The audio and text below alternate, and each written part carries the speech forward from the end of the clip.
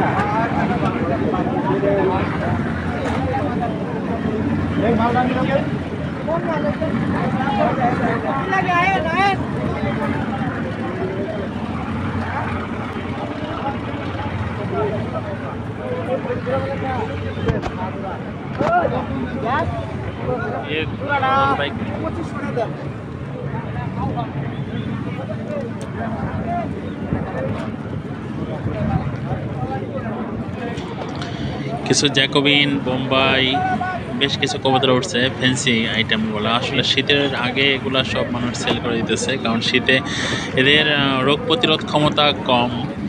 শীতে মারা যায় বেশি ফ্যান্সি কবুতর, যেগুলো রোগ প্রতিরোধ ক্ষমতা কম, অনেক কেয়ারফুলি এগুলা পালতে হয়। তো এই কবুতরগুলোই হাটে দেখলাম বেশি। গিরিবাজ আছে, গিরিবাজ আর রেসার আছে, বাট কালারফুল না। বেশিরভাগ কবুতরই দেখা যাচ্ছে আপনার অনেক বয়স হয়ে গেছে, যাদের ঠোঁট, তারপরে চোখ দেখলে বোঝা যায় যে না কবুতর অনেক বয়স্ক। তো এই হলো অবস্থা। তারপরে হাঁটলাম, দেখি পরিচিত মুখগুলো পাওয়া যায় কিনা, তাহলে হয়তো দেখা একটা চা অথবা কফি খেতে পারতাম। তো অনেকক্ষণ ঘোরাঘুরির পরে তো দেখলাম নাই, কেউ নাই। তো আস্তে আস্তে করে চলে আসলাম, বাজার থেকে আস্তে আস্তে বের হয়ে গেছি। এ হলো একদম বাজারের শেষ মাথা। হয়তো সকাল পর্যন্ত আরও বেশি ছিল, বাট আমার যেতে দুপুর হয়ে গেছে, এর জন্য সেরকম লোকজন আর পাই নাই।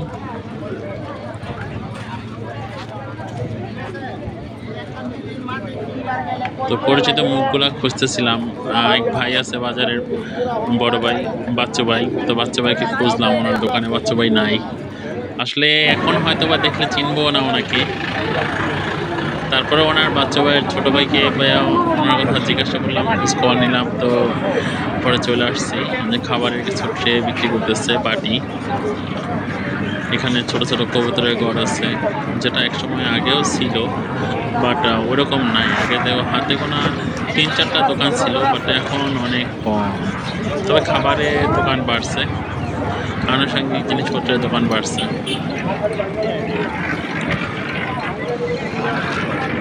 বেশিরভাগই পাখির আর কবুতর না, পাখি, মুরগি, হাঁস, ব্রাহ্মা মুরগি দেখলাম, মুরগির বাচ্চা। আসলে একটু ঘরটা গুছিয়ে নিয়ে তারপরে নিয়ে আসবো, ভাবছি সময় লাগবে।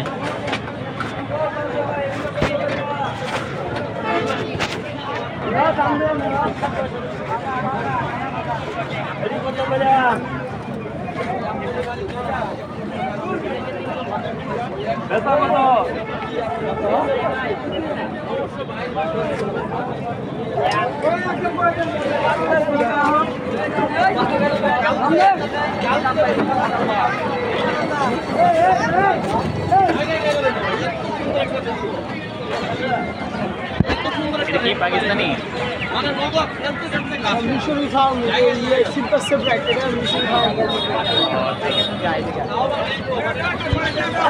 মোরগুলো দিই